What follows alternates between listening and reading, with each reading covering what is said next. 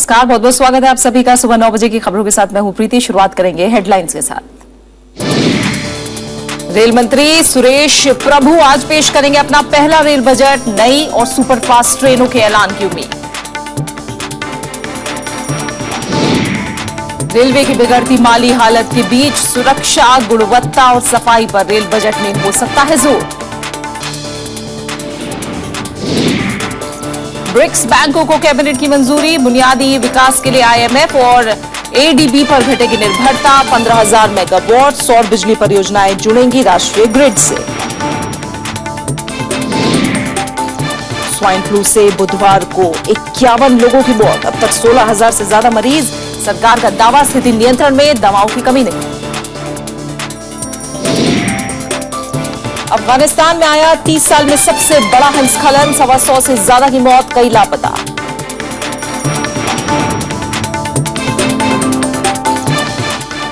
और आज संसद में रेल बजट पेश होने वाला है। आइए बुलेटिन की शुरुआत करते हैं इसी के साथ।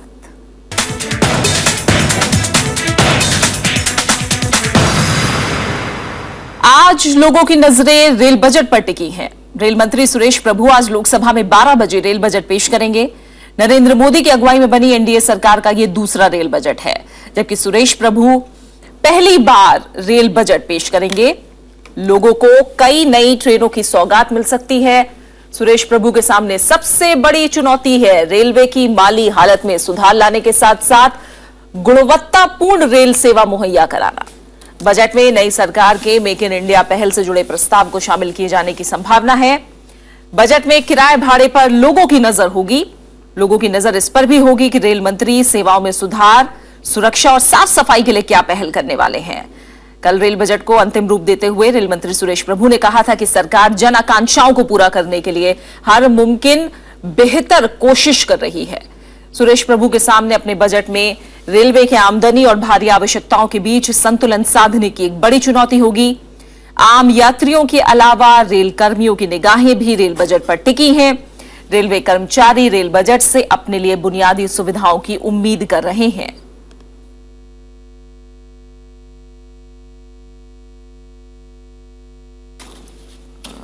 और इस समय रेल भवन से हमारे संवाददाता अरविंद कुमार सिंह हमारे साथ जुड़े हुए हैं और साथ ही अरुणा ठाकुर हमारे साथ जुड़ी हुई हैं। नई दिल्ली रेलवे स्टेशन पर वो मौजूद है। दोनों का हम रुख करेंगे।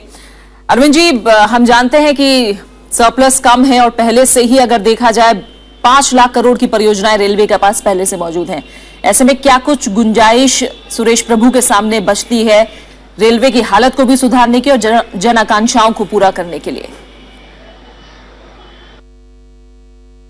देखिए प्रीति, ठीक कहा आपने कि इस समय जो है बहुत ही चुनौतीपूर्ण हालात के बीच में सुरेश प्रभु अपना पहला रेल बजट पेश करेंगे और उनके सामने कई तरह की चुनौतियां हैं। खासतौर पर जो बदलते हुए माहौल के बीच में गुणवत्तापूर्ण सेवाएं देने की चुनौती है, वो सबसे प्रमुख है। उसके साथ ही साथ आपने देखा होगा कि इस बीच में कई रेल दुर्घटनाएं हुई, तो इस हिसाब से सुरक्षा और संरक्षा की बहुत ज़्यादा चुनौती है, जिसमें अनमैन्ड लेवल क्रॉसिंग जो कि बहुत बड़ी संख्या में अभी भी है, 11,000 से ज़्यादा है, उनको खत्म करने के लिए, जो मैंड करने के लिए काफ़ी संसाधनों की दरकार है। और उसी तरीके से अगर आप देखेंगे तो जो पेंडिंग प्रोजेक्ट्स हैं जिनको रेलवे को आगे समय में बनाना ही है, उन पर 5 लाख करोड़ रुपए का जो है वो व्यय होना है। साथ ही साथ अनमैन्ड लेवल क्रॉसिंग के लिए 50,000 करोड़ रुपए चाहिए। तो संसाधन बहुत अधिक चाहिए, सरप्लस बहुत कम है। रेल मंत्री के सामने चुनौतियां बहुत हैं और इसीलिए उन्होंने बजट के कुछ पहले जो है ऐलान किया था कि वो एक स्टेटस पेपर और व्हाइट पेपर लेकर के आएंगे, जिसमें बताया जाएगा कि रेलवे की मौजूदा माली हालत क्या है। तो कुल मिलाकर के एक तरह से कह सकते हैं प्रीति की बहुत कठिन चुनौतियों के बीच में जन आकांक्षाओं को पूरा करने की चुनौती है। और प्रधानमंत्री नरेंद्र मोदी ने जो बहुत सारी बातें कही है रेलों के बारे में, रेलों को देश की लाइफलाइन बनाए रखने के लिए, उसको पूरा करने के लिए काफी कुछ करने की जरूरत है और देखना यह है कि वो इस कसरत को कितना हद तक सफलता से पूरा कर पाते हैं। जी बने रहिए आप हमारे साथ। अरुणा ठाकुर हमारे साथ जुड़ी हुई है, रेलवे स्टेशन पर वो मौजूद है। अरुणा, हमने देखा सुरेश प्रभु ने हालांकि पहले से संकेत दिए कि लोक लुभावन बजट पेश करने के बजाय उनकी कोशिश रहेगी कि रेलवे को किस तरह पटरी पर लाया जाए। ऐसे में जो लोग वहां मौजूद हैं वो किस तरह की अपेक्षा लेकर बैठे हैं आज रेल बजट से? देखिए प्रीति, ये सुरेश प्रभु का पहला बजट तो होगा, लेकिन जो यहाँ पे पैसेंजर्स हैं, उनके जो कंप्लेंट बुक है वो हमेशा से एक रही है और हमेशा बढ़ती भी रही है। तो उस कंप्लेंट बुक में क्या क्या कंप्लेंट्स है, आइए हम जानते हैं। डायरेक्टली हमारे साथ कुछ जुड़े हुए हैं पैसेंजर। बताएंगे आप क्या क्या दिक्कतें फेस करते हैं आप अपनी यात्रा में? जी, सबसे पहले तो मैं ये कहना चाहूंगा कि जो रेलवे की नेग्लिजेंस के कारण कई बार एक्सीडेंट हो जाते हैं और उसमें क्या होता है कि इंजरी हो जाती है, तो उसके जो उस दौरान जो मेडिकल कंपनसेशन मिलता है तो that is very insufficient, and जो एक्सक्रीटिव पेमेंट मिलता है that should be increase, because the poor man जब हॉस्पिटल में इलाज के लिए जाता है तो उस जितना कंपनसेशन मिलता नहीं उससे ज्यादा उसका इलाज में लग जाता है। That should be increase, that's my point. और आप क्या दिक्कतें फेस करते हैं? Hello, hi, this is Sudesh. Madam actually क्या ना, सबसे बड़ी बात है हमारा जो रेल के अंदर मेट्रो जैसा है इसमें अनाउंस सिस्टम है नहीं। कोई बंदा रात को उठेगा कि रात को कहाँ पर उतरेगा, उसको एक्चुअली सही स्टॉपेज पता नहीं लगता है रात को। सेकेंडली क्या ना, हमारा किराए के ऊपर 5 रुपया बढ़ा दो कि 10 रुपया बढ़ा दो, लेकिन फास्टैग होना चाहिए। विदाउट फास्टैग में जैसे हमारा टीटी घूमता है ऐसे एक फास्टैग कम से कम 2 टाइम्स। तो आप चाहते हैं कि फर्स्ट एड बॉक्स भी रहे ताकि जो भी यात्री सफर कर रहे हैं कोई भी बीमार पड़े तो उसको नहीं, टीटी जब घूमता है जैसे ऐसे एक हॉस्पिटलाइज एक बंदा को रखिए, जैसे कि वो फास्टैग लेके घूमते रहेगा, जैसे एक छोटा बच्चा आता है, बुजुर्ग हो जाता है। जैसा आपने कहा कि लोगों की जो अपेक्षाएं हैं वो कमोबेश वैसी ही हैं जैसी हर बार रही हैं, और जैसा हमने देखा मिडिल क्लास यही कहता है कि किराए में बढ़ोतरी भले ही हो जाए लेकिन जो सुविधाएं हैं खासकर सिक्योरिटी, सेफ्टी और सफाई को लेकर उनका इजाफा किया जाए, उन्हें सही किया जाए, वो किराया ज्यादा देने को भी तैयार है। अरविंद जी, आपका भी बहुत बहुत शुक्रिया हमारे साथ जुड़ने के लिए, और साथ ही अरुणा आपका भी बहुत बहुत शुक्रिया इस तमाम बातचीत के लिए। तो सबकी निगाहें रहेंगी कि कितना लीक से हटकर सुरेश प्रभु की रेल आज दौड़ती है। प्रधानमंत्री के स्वच्छता अभियान के दायरे में रेलवे को लाना भी एक बड़ी चुनौती होगी, खासकर तब जब वीआईपी ट्रेनों को छोड़कर अधिकतर गाड़ियों में स्वच्छता की भारी कमी है। उम्मीद की जा रही है कि इस बार रेल मंत्री अपने बजट में प्लेटफॉर्म्स और रेलगाड़ियों में सफाई पर खास ध्यान देंगे। रेल मंत्री सुरेश प्रभु अपना पहला रेल बजट तब पेश करने जा रहे हैं जब अंतर्राष्ट्रीय बाजार में कच्चे तेल की कीमतें लगातार गिर रही हैं। लोगों की रेल भाड़े में कटौती की उम्मीद है, लेकिन रेल मंत्री की प्राथमिकता रेलवे की माली हालत में सुधार के लिए निवेश की नीति को साफ करने पर हो सकता है। Honorable Suresh Prabhu has been handpicked for this purpose and he is very well experienced in this. But the task is quite awesome. I am a railway man and I have friends, so the indications I get, based on that, there is going to be a very strong pitch for private investment. Rail मंत्रालय संभालने के बाद ही सुरेश प्रभु ने rail संपर्क बढ़ाने के सहभागी model का मसौदा पेश किया था। इसमें घरेलू और विदेशी निवेश का भी उल्लेख था। इसे पूरा करने के लिए रेलवे को भारी निवेश की जरूरत होगी। एक अनुमान के मुताबिक रेलवे को उपनगरीय कॉरिडोर परियोजना के लिए 14,000 करोड़, हाई स्पीड ट्रेन के लिए 63,180 करोड़, माल भाड़ा यानी फ्रेट लाइन के लिए 8,452 करोड़ और सिग्नल सिस्टम के लिए 800 करोड़ रुपए की जरूरत है। जानकारों का मानना है कि रेल मंत्री के भाषण में इन परियोजनाओं को तरजीह मिल सकती है। रेल मंत्री संसाधन बढ़ाने से जुड़े तंत्र का भी संकेत दे सकते हैं। There has been focus on sanctioning projects rather than completing them. In the last 30 years, as many as 676 projects were sanctioned worth rupees 1,57,883 crore. Of this, only 317 projects could be completed and 359 projects remain to be completed, which will now require as much as 1,82,000 crore. Suresh प्रभु के सामने निजी sector को आकर्षित करने की भी चुनौती होगी, लेकिन निजी क्षेत्र राजस्व इकट्ठा करने की अनुमति के बिना निवेश को लेकर ज्यादा उत्सुक नहीं दिख रहा। Up till now, the Indian Railway policy is that we will not allow the private sector to come in operations, or we will not allow private sector to collect the revenue. Then it is better that the activities which private sector can manage better, like production of rolling stock and other industrial activity, that should be left to the private sector. केंद्र सरकार ने construction, संचालन, high speed train, project का रखरखाव, dedicated freight लाइनों में 100% प्रत्यक्ष विदेशी निवेश की अनुमति देकर रेलवे की आर्थिक हालत सुधारने की दिशा में कदम उठाया है। इसके बावजूद निवेशक आगे नहीं आ रहे। सुरेश प्रभु के लिए ये चिंता का सबब बना हुआ है। राजकमल राव, राज्यसभा टीवी। और सिर्फ आम यात्री ही नहीं बल्कि रेल कर्मियों की निगाहें भी रेल बजट पर टिकी हैं। रेलवे कर्मचारी रेल बजट से अपने लिए बुनियादी सुविधाओं की उम्मीद कर रहे हैं। रेल बजट से एक दिन पहले रेलवे कर्मचारियों को उम्मीद है कि सरकार रेलवे की कार्यक्षमता और सुविधाओं के मद्देनजर खाली पड़े पदों पर जल्द नियुक्तियां करेगी।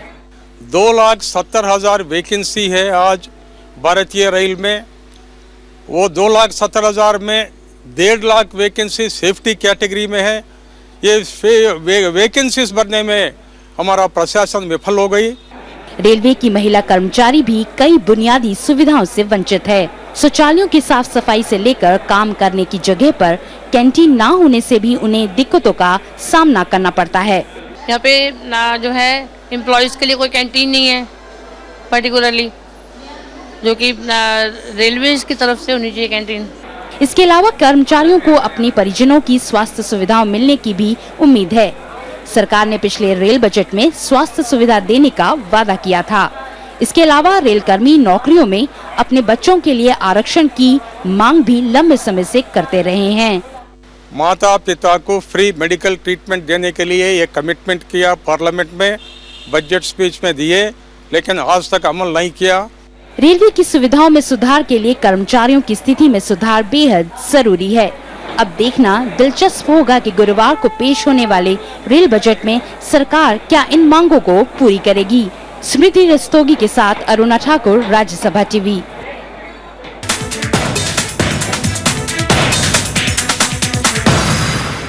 और आइए कुछ और जरूरी खबरों की बात करते हैं। केंद्रीय मंत्रिमंडल की बुधवार को हुई बैठक में कई अहम फैसले लिए गए। प्रधानमंत्री नरेंद्र मोदी की अध्यक्षता में हुई इस बैठक में ब्रिक्स विकास बैंक के गठन के प्रस्ताव को मंजूरी दी गई। इसके अलावा राष्ट्रीय सौर ऊर्जा मिशन के तहत देश में 15,000 मेगावाट की सौर ऊर्जा परियोजनाओं को राष्ट्रीय ग्रिड से जोड़ने संबंधी एक प्रस्ताव को भी हरी झंडी दिखाई गई।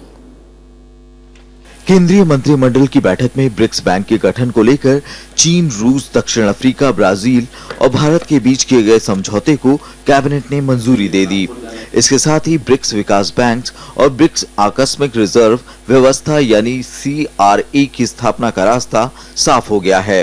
ब्रिक्स बैंक सदस्य देशों को इंफ्रास्ट्रक्चर के विकास के लिए वित्तीय सहायता मुहैया कराएगा।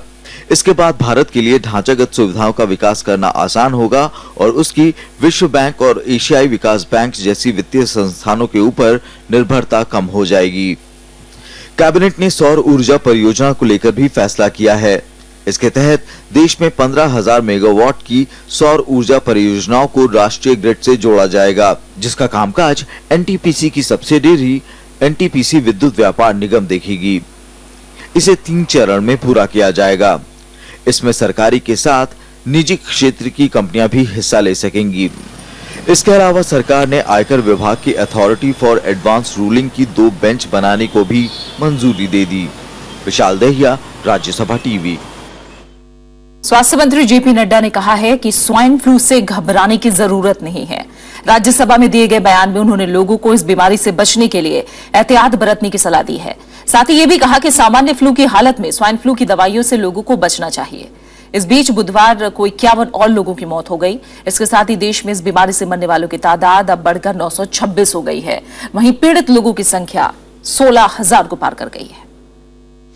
सभापति जी, कल मैंने अपना वक्तव्य H1N1 राज्यसभा में स्वास्थ्य मंत्री JP नड्डा ने मंगलवार के बयान पर सफाई दी। उन्होंने स्वाइन फ्लू को लेकर सरकार का पक्ष रखा। नड्डा ने इस बात को पूरी तरह खारिज कर दिया कि देश में स्वाइन फ्लू की दवाइयों का अभाव है। स्वास्थ्य मंत्री ने कहा कि सरकार हालात की गंभीरता को समझती है और उस पर पैनी नजर रखे हुए है। सरकार के मुताबिक प्रभावित राज्य की सरकारों से स्वास्थ्य मंत्रालय लगातार संपर्क में है। दवाई की कोई कमी नहीं है। ये एक रिपोर्ट्स के कारण एक पैनिक क्रिएट हो रहा है।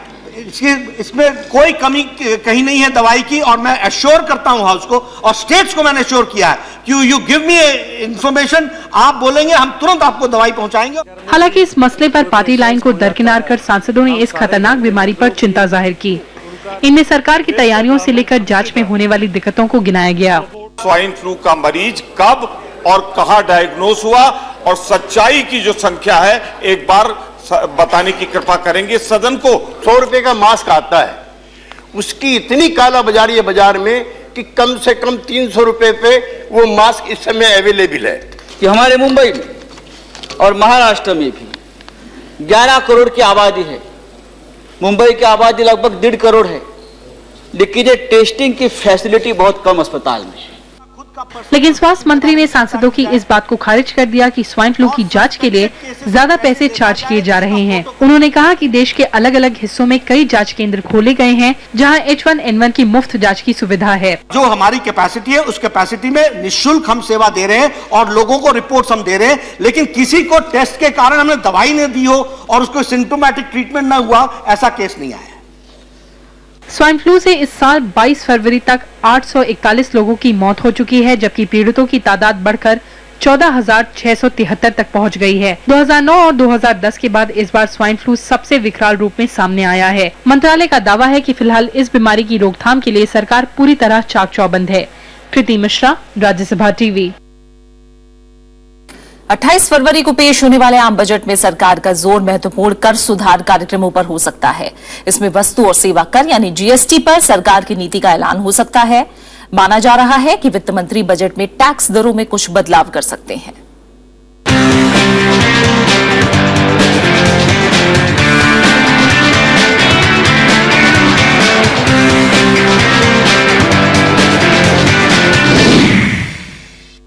उद्योग जगत और कर मामलों के जानकारों को इस साल के आम बजट में जीएसटी पर सरकार के अंतिम रोड मैप का इंतजार है।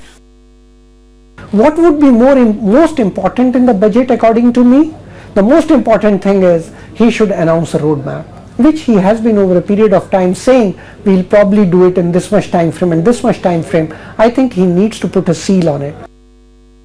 बिक्री और वस्तु पर टैक्स के मामले में केंद्र और राज्य दोनों स्तर पर शुल्क संरचना बहुत जटिल है। ये उत्पादन पर 12% के बुनियादी उत्पाद शुल्क के साथ शुरू होता है। इतना ही सेवा कर और फिर बिक्री पर राज्य सरकारें 4 से 20% की अलग अलग दरों पर वैल्यू एडेड टैक्स यानी वैट लेती हैं। इसके अलावा केंद्र भी माल की अंतर्राज्यीय बिक्री पर 1% बिक्री कर लगाता है। The rates of excise duty and service tax can be tweaked in a manner, and ultimately when the common rate is fixed by the GST, this is in line with that particular thing. Delhi विधानसभा चुनाव में झटके के बावजूद वित्त मंत्री Arun Jaitley GST जैसे आर्थिक सुधारों को आगे बढ़ाने को प्रतिबद्ध हैं। एक बार जब जीएसटी लागू हो जाएगा तो घरेलू उत्पादन पर लगने वाले ज्यादातर अप्रत्यक्ष कर एक ही नियम के अंतर्गत आएंगे। इससे केंद्र और राज्यों दोनों को फायदा होगा। कृष्णानंद त्रिपाठी, राज्यसभा टीवी। और फिलहाल यहां रुक रहे एक छोटे से ब्रेक के लिए, और ब्रेक के बाद ट्राई ने नंबर पोर्टेबिलिटी को बनाया देशव्यापी।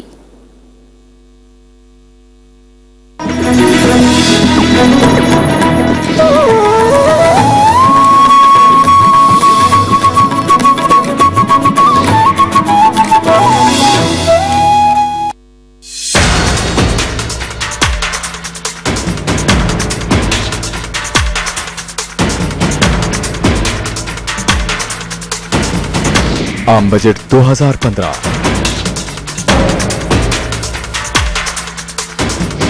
राज्यसभा टीवी पर खास प्रसारण।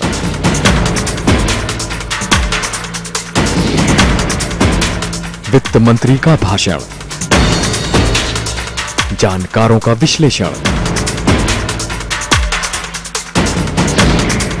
मुंबई, दिल्ली और बेंगलुरु से देखिए सुबह 8 से रात 10 बजे तक लाइव, सिर्फ राज्यसभा टीवी पर।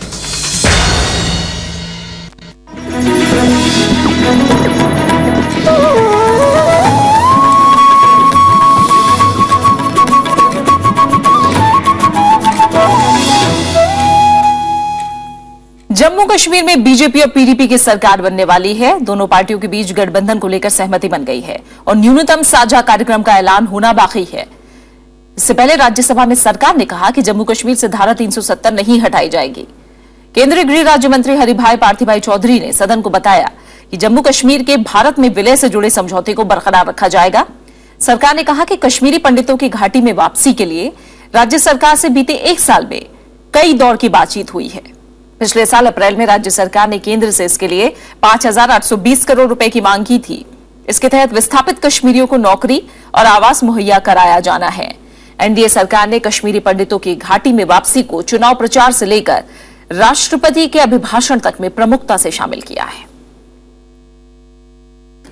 मध्य प्रदेश के व्यापम घोटाले में एफआईआर दर्ज होने के बाद राज्यपाल राम नरेश यादव ने बुधवार को इस्तीफा दे दिया। गृह मंत्रालय की तरफ से राज्यपाल को पद से इस्तीफा देने की सलाह दी गई थी। व्यापम के भर्ती घोटाले में एफआईआर दर्ज होने के अगले ही दिन राज्यपाल राम नरेश यादव को अपने पद से इस्तीफा देना पड़ा। कांग्रेस ने आरोप लगाया है कि बीजेपी मुख्यमंत्री शिवराज सिंह चौहान को बचाने की कोशिश कर रही है। सिफारिश की है और पैसा लिया है, वो खुले घूम रहे हैं और महामहिम राज्यपाल जी के नाम से 5 या 6 लोगों का नियुक्ति का है, वो उनके खिलाफ एफआईआर दर्ज हो रही है। एसटीएफ मुख्यमंत्री को बचाने में लगी है, लेकिन बचा नहीं पाएगी। बचाने जाएगी तो खुद फंसेगी। राम नरेश यादव पर व्यापम घोटाले के मामले में एसटीएफ ने एफआईआर दर्ज की थी, तभी से उनके इस्तीफे की मांग तेज हो गई थी। हालांकि कानून के जानकारों का मानना है कि राष्ट्रपति की अनुमति के बिना राज्यपाल के खिलाफ एफआईआर दर्ज नहीं हो सकती। ये गवर्नर के खिलाफ एफआईआर पता नहीं किस कानून के नीचे इन्होंने की है, क्योंकि संविधान में तो उनको इम्यूनिटी है। जब तक वो गवर्नर हैं उनके खिलाफ एफआईआर नहीं होनी चाहिए थी। ये गवर्नर के पद की गरिमा नहीं रखते। उधर बीजेपी ने राज्यपाल के इस्तीफे का स्वागत किया है। संविधान के रक्षक हैं और मैं उन्हें बधाई देता हूं कि उन्होंने एफआईआर में नाम आते ही संविधान की रक्षा की और अपने पद की चिंता नहीं की। बहुत बहुत बधाई। राम नरेश यादव पर आरोप लगे थे कि उन्होंने वन विभाग की भर्ती के लिए 5 उम्मीदवारों के नाम की सिफारिश की थी। मध्य प्रदेश हाईकोर्ट ने 20 फरवरी को इस मामले में राज्यपाल के खिलाफ कार्रवाई करने की इजाजत दी थी। इससे पहले उनके ओएसडी धनराज यादव को गिरफ्तार किया गया था। राम नरेश यादव के बेटे शैलेश यादव का नाम भी भर्ती में सामने आ चुका है। विपिन चौहान के साथ नवविक्रम सिंह, राज्यसभा टीवी। दिल्ली की आम आदमी पार्टी सरकार ने चुनावी वादे के मुताबिक सस्ती बिजली और पानी मुहैया कराने का ऐलान कर दिया है। दिल्ली में 400 यूनिट तक बिजली के दाम अब आधे होंगे, जबकि हर महीने 20,000 लीटर पानी मुफ्त मिलेगा। ये सुविधाएं 1 मार्च से लागू होंगी। दिल्ली सरकार ने कैबिनेट की बैठक के बाद बिजली हाफ और पानी माफ करने का ऐलान किया। फैसले के मुताबिक 200 यूनिट तक 2 रुपए प्रति यूनिट चुकाना होगा। 201 से 400 यूनिट तक बिजली बिल 2 रुपए 98 पैसे प्रति यूनिट होगा। 400 यूनिट से ज्यादा बिजली खर्च करने पर पूरा बिल देना होगा। उप मुख्यमंत्री मनीष सिसोदिया ने कहा कि इससे लगभग 36 लाख परिवारों को फायदा मिलेगा। 400 यूनिट से जो ऊपर खर्च करेंगे, यानी कि जो 401 यूनिट खर्च करेंगे, उनको पूरा बिल देना पड़ेगा। तो इसलिए मेरी दिल्ली वासियों से ये ऐलान करते हुए कि दिल्ली में बिजली के दाम आधे किए जा रहे हैं, ये भी अपील है कि बिजली थोड़ा कैफियत से खर्च करें, ताकि 400 यूनिट से कम आपका बिजली का बिल रहे और आपको आधे दाम पे बिजली मिल सके। दूसरी तरफ 20,000 लीटर मुफ्त पानी का भी ऐलान किया गया। इससे 18 लाख परिवारों को फायदा मिलेगा। सीवर के शुल्क को माफ कर दिया गया है। लगभग 18 लाख परिवारों को इसका फायदा मिलेगा और 1 मार्च से दिल्ली में 20,000 लीटर से कम पानी इस्तेमाल करने वाले लोगों को पानी और सीवर के चार्जेस माफ हो जाएंगे। उनको उसका बिल नहीं देना पड़ेगा। इस फैसले को 1 मार्च से लागू किया जाएगा। दिल्ली सरकार का कहना है कि पानी पर सब्सिडी देने के इस फैसले से सरकार पर 250 करोड़ और बिजली के लिए 1427 करोड़ का खर्च आएगा। मुख्यमंत्री अरविंद केजरीवाल ने बुधवार को सीएजी से भी मुलाकात की और बिजली कंपनियों के ऑडिट कराने पर भी बात की। महज 10 दिन पुरानी आम आदमी पार्टी की सरकार ने बिजली हाफ पानी माफ का अपना वादा तो पूरा किया, लेकिन अब सवाल उठना लाजमी है कि आखिर इस करोड़ों के बोझ को सरकार किसकी जेब से वसूलेगी। कैमरा पर्सन सरोज के साथ अनु दीवान, राज्यसभा टीवी, दिल्ली। आगामी 3 मई से पूरे भारत में मोबाइल उपभोक्ता अपने नंबर को बदल सकेंगे। भारतीय दूरसंचार नियामक प्राधिकरण ट्राई ने घोषणा की। नए संशोधन के मुताबिक अब देश के किसी भी हिस्से में रहने वाला उपभोक्ता किसी भी दूसरे हिस्से में जाकर मोबाइल नंबर पोर्टेबिलिटी का इस्तेमाल करके समान नंबर यानी अपने पुराने नंबर का इस्तेमाल कर सकते हैं।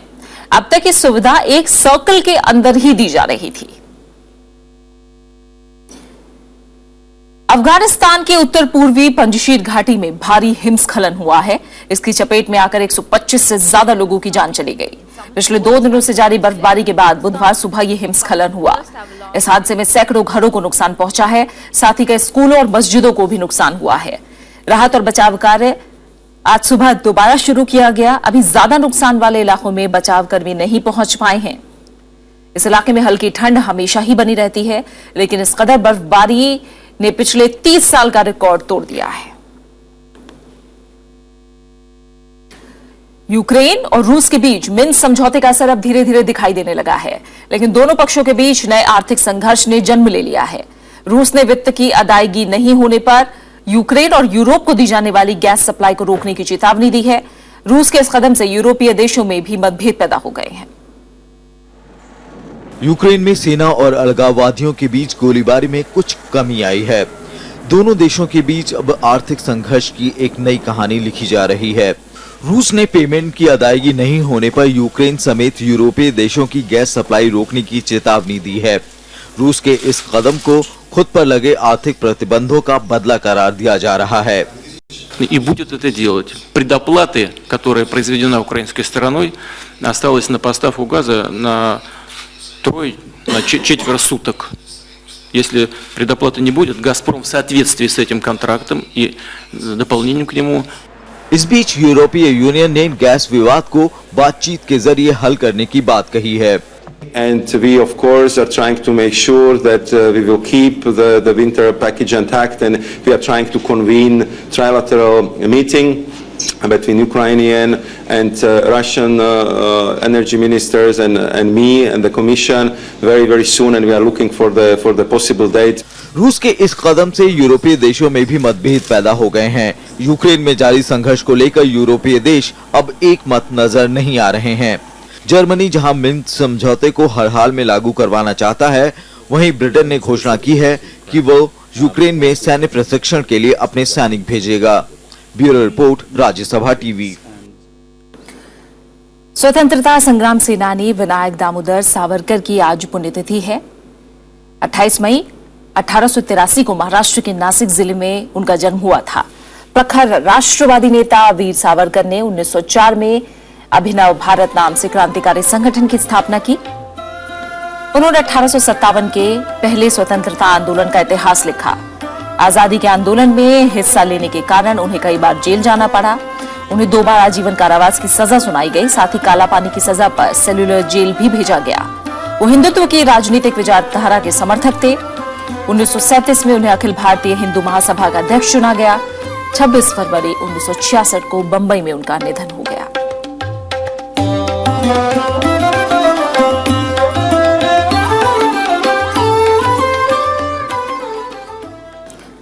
और अब आखिर में हेडलाइंस पर एक नजर। रेल मंत्री सुरेश प्रभु आज पेश करेंगे अपना पहला रेल बजट। नई और सुपरफास्ट ट्रेनों के ऐलान की उम्मीद। रेलवे की बिगड़ती माली हालत की बीच सुरक्षा, गुणवत्ता और सफाई पर रेल बजट में हो सकता है जोर।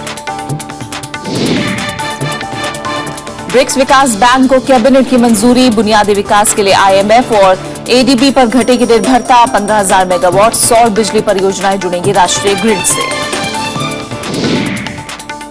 स्वाइन फ्लू से बुधवार को 51 लोगों की मौत। अब तक 16,000 से ज्यादा मरीज। सरकार का दावा, स्थिति नियंत्रण में, दवाओं की कमी नहीं। अफगानिस्तान में आया 30 साल में सबसे बड़ा हिमस्खलन। 125 से ज्यादा की मौत, कई लापता।